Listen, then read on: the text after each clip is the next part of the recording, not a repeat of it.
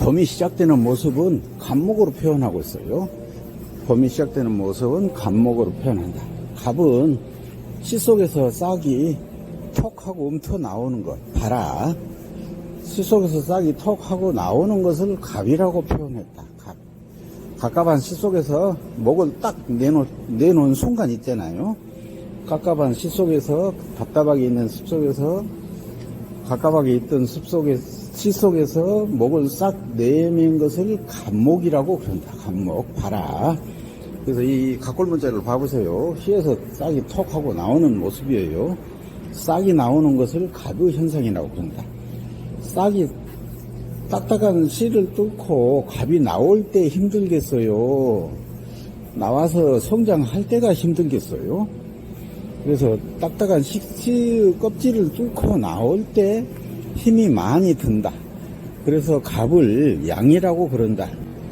또 그래서 을을 음이라고 그래요.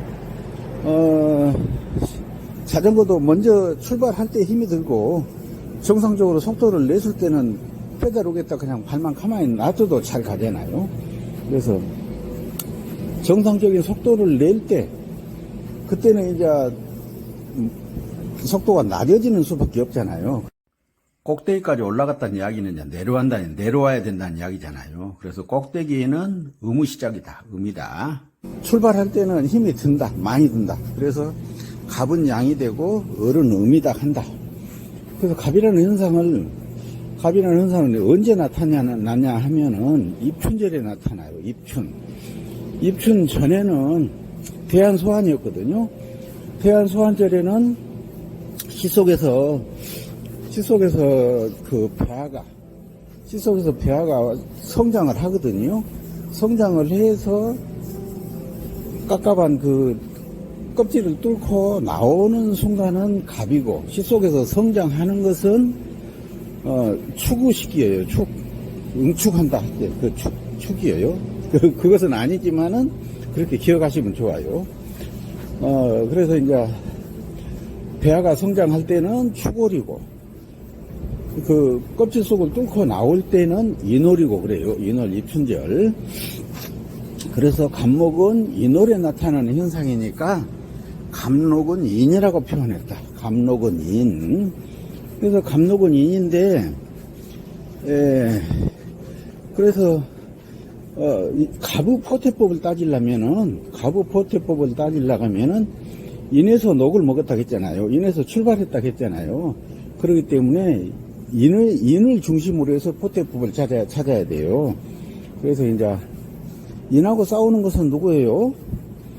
인하고 싸우는 것은 신이잖아요. 인은 봄시작, 신은 가을시작.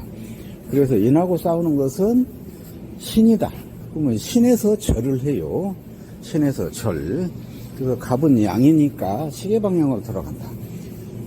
신에서 절, 유에서 태, 술에서 양, 해에서 생, 자에서 욕, 축에서 대, 관대, 인에서 인관, 관, 묘에서 왕.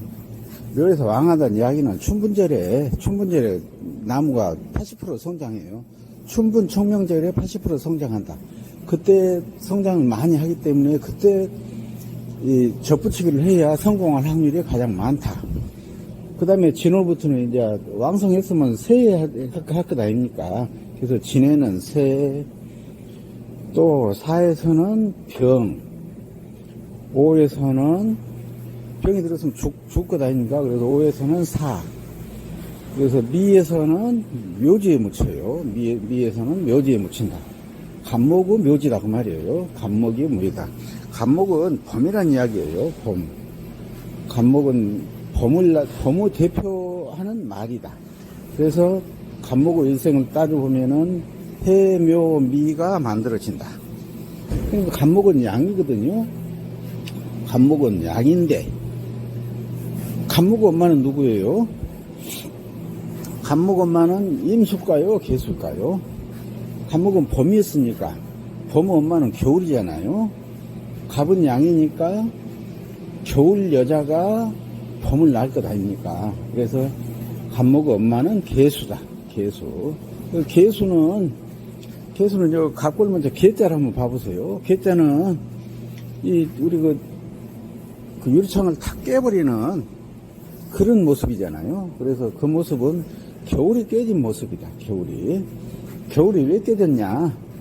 겨울이 왜 깨졌냐면은 동지절 낮 시간이 9시간 20분 동짓날부터 시작해서 다음 날부터 2분씩 낮 시간이 길어지기 시작하잖아요. 그래서 낮 시간이 길어졌다는 이야기는 겨울이 깨졌다는 이야기다. 그래서 겨울이 깨진 현상은 자월에 나타난다. 거기 자월 동지절부터 낮 시간이 올라가기 시작하니까. 그래서 계록은 자라고 그런다. 계록은 자. 그러면 계에서 개의 포태법을 찾으려면은 자를 명심해야 돼요. 자. 개는 자한테 뿌리를 내렸으니까. 그래서 자하고 싸우는 것은 뭐예요? 동지하고 싸우는 건 하지잖아요. 하지질 오궁에서 절을 한다. 그래서 개는 오궁에서 절을 해서 개는 음이니까 시계 반대 방향으로 돌아간다. 그러면 오에서 절, 사에서 태, 진에서 양, 묘에서 생, 그 다음에 인에서 욕, 축에서 대, 자에서 관, 임관이에요. 관, 해에서 왕성, 술에서 세태, 유에서 병, 세태 다음에 병이잖아요. 병, 신에서 사, 죽고 나면 묘지 묻혀야 되잖아요. 그래서 미에서 묘지에 들어간다. 묘지에. 이렇게 정리를 해보면은 개수도 해묘미 일생은 살았어요. 개수도 해묘미 일생을 살았고 간목도 해묘미 일생을 살았다. 즉 말해서 개수는 아들 간목을 위해서 일생을 살았던 이야기거든요.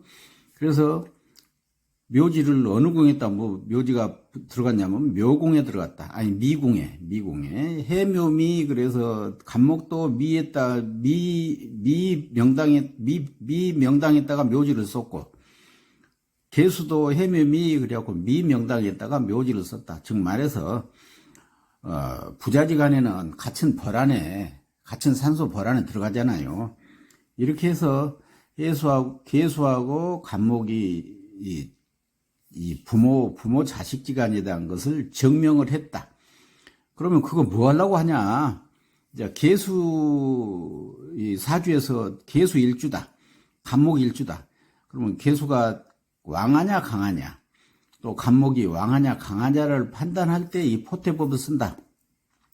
또 풍수지리에서는 갑계, 향중, 우견, 간 그래가지고 갑양이나 계양을 할 때는 간방을 보고 근심을 해야 된다, 고민을 해야 된다 그 말이거든요.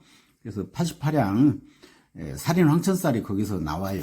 그래서 이렇게 포태법에서 포태법을 숙지를 하시면은 사주도기도 사주도사가 되고 풍수지리 도사가 된다.